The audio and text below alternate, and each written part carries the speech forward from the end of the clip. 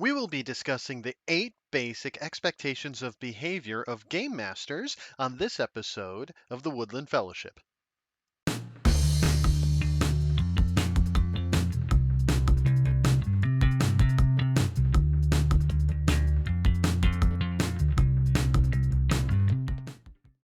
Hello, everyone. I'm Woody, and welcome to the Woodland Fellowship, a channel where storytelling and adventure gaming meet. Now, perhaps you are currently a game master, or you're hoping to start a campaign sometime soon. It is absolutely vital to understand the rules of engagement to ensure that the best time possible can be had by everyone. So, what are those rules of engagement? So, let's break down these 8 key behaviors that establish the standard of etiquette for game masters. Number 1, lead by example.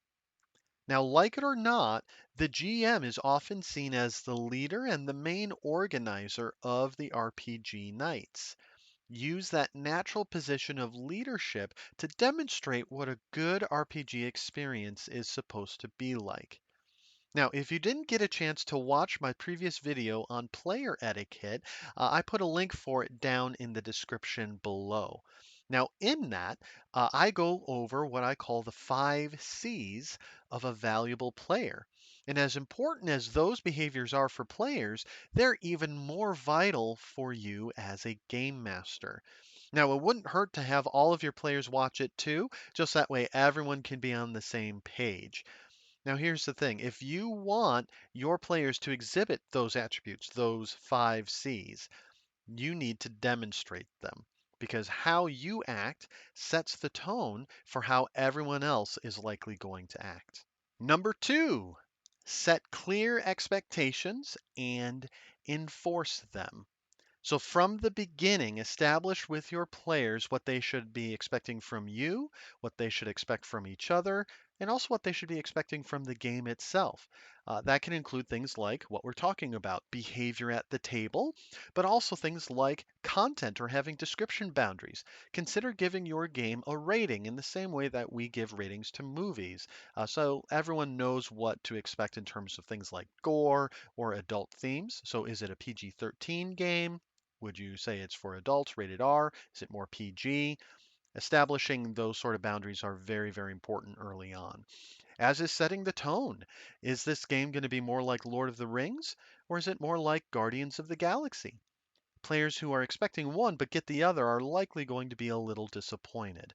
A setting and genre. Sometimes players might want to create a character that doesn't quite fit in with the world that you have created in terms of different limitations. So be willing to work with your players as much as you can, but set those expectations. That way, if they are wanting to do something that's a little out of bounds, that way they are aware of that. Now, also from the beginning, establish consequences if these expectations are not being met. Usually you can catch them right in the moment and no harm, no foul. Otherwise, you might need to create a warning system. So that way, as someone is maybe approaching or crossing a line, you as a GM, you can step in and say, hey, remember when we talked about blah, blah, blah?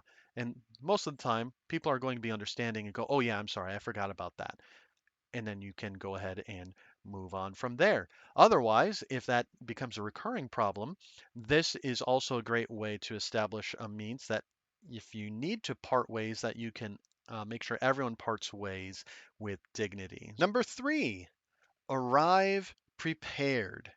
There's a certain amount of improvisation that is completely unavoidable as a game master.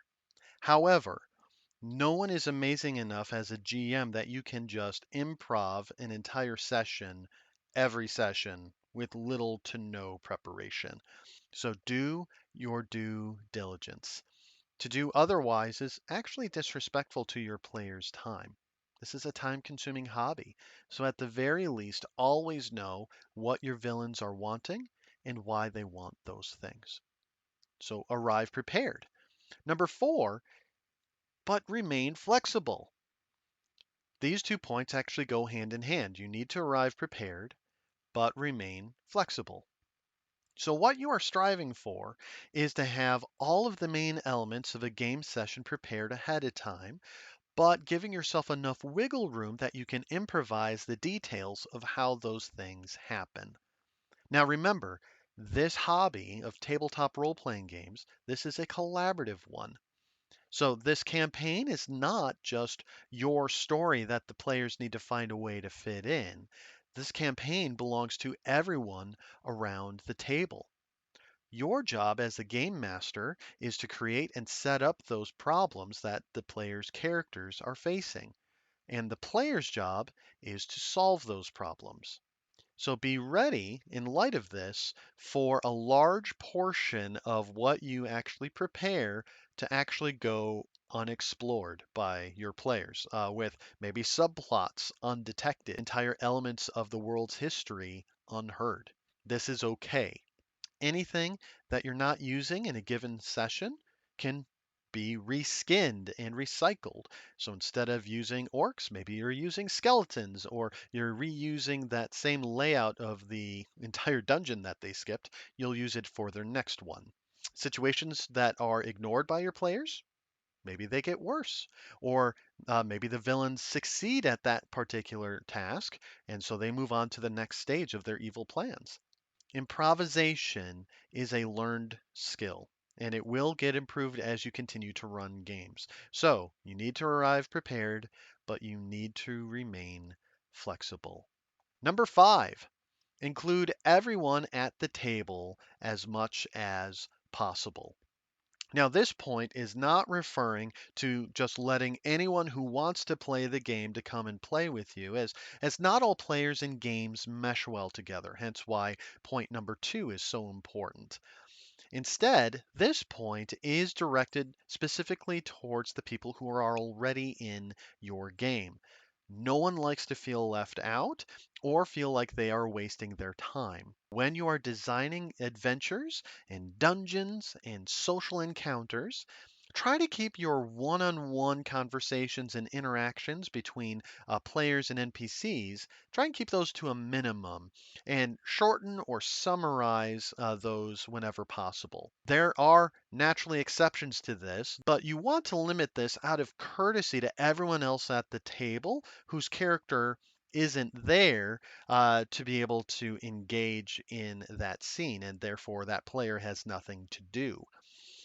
So other things is maybe when you're designing enemies and villains, try to find a balance between enemies that will antagonize the entire party as a whole, as well as those enemies that are a personal villain for an individual player character. Now, you can definitely use both, but try to lean more on the party villains for the big picture, and then using those personal villains for things like plot twists, uh, detours, and side quests. The reason why this is important is that if someone has nothing to do, they're going to be much more likely to stop paying attention. They might become disruptive, such as looking at and showing memes and videos to other people around the table. Or they might actually become destructive in the narrative world, such as maybe wreaking havoc and destroying NPC's property, causing wanton death and destruction because they have nothing to do. So they're going to cause fights. They're going to cause things to happen. So give them something to do so that way they're not destroying and being disruptive in that sense. Here's the other thing. If a player is bored, it's not 100% on the game master, but we as game masters need to make sure that we are doing our part to give all of our players an opportunity to engage as much as possible. So pay attention to how much time players are spending watching scenes where their character is not involved, and then look for ways to bring them in if you can.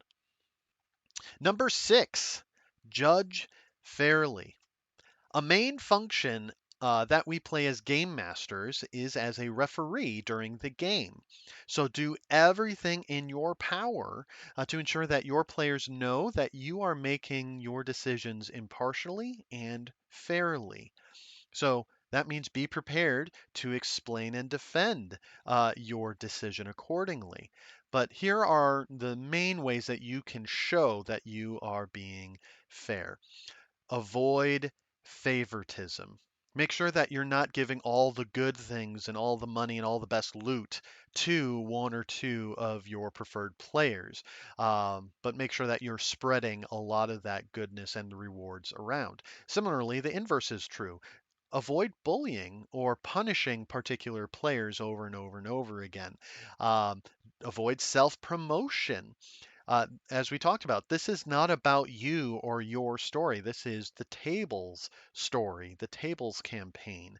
Now, even if these things are not actually happening in your mind, you're not intentionally showing favoritism or bullying someone or promoting yourself. If it even has the appearance of those things, that can actually still be toxic to your game. So make sure that you're doing everything you can to be judging fairly. Number 7, remain patient. This is very important, especially if you have some players who are new to the hobby in general, or they might be new to the rule set that you're using. They're naturally going to be asking lots of questions. Let them. Asking for clarification is not always a sign that they weren't paying attention. A lot of times that might be actually a sign of active listening, that they're trying to clarify that they understand you correctly before they make a decision that affects the rest of the game. Now, if your players are struggling with knowing what to do, feel free to give hints at some options. You can even maybe have them roll a stat for their character to be able to determine if their character can think of some things that they can try. Here's the key: losing your temper means that you have already lost, period. So remain patient. And then number 8, seek feedback regularly. Now, being that this hobby requires collaboration and cooperation, make a point to check in with your players on a regular basis, maybe once a month or every couple of months, and just try and determine a number of different things. So it could be things like, what are their favorite things that have happened so far? Or what have they enjoyed the least? Or do they like the overall direction that the campaign is headed on? Or what are some things that they would like to see improved? Or what are some things that they wish they could see happen in the future? This might mean you need to develop thicker skin. So don't take their answers personally. If they're being honest with you about things that need improvement, that means that they're showing you that they trust you, that they believe in you, and that they want it to be better. Feel courageous enough to seek feedback regularly. So, there they are, the 8 key behaviors for establishing etiquette for game masters. So, if you want to learn more, now that we've discussed expectations of behavior, check out my next video where we'll be discussing in greater detail the different functions and roles of a game master. And so this is a new channel, so hey, come join a community of people who want to learn how to tell better stories, who want to run better tabletop games, and want to grow deeper friendships in the process. See you next time.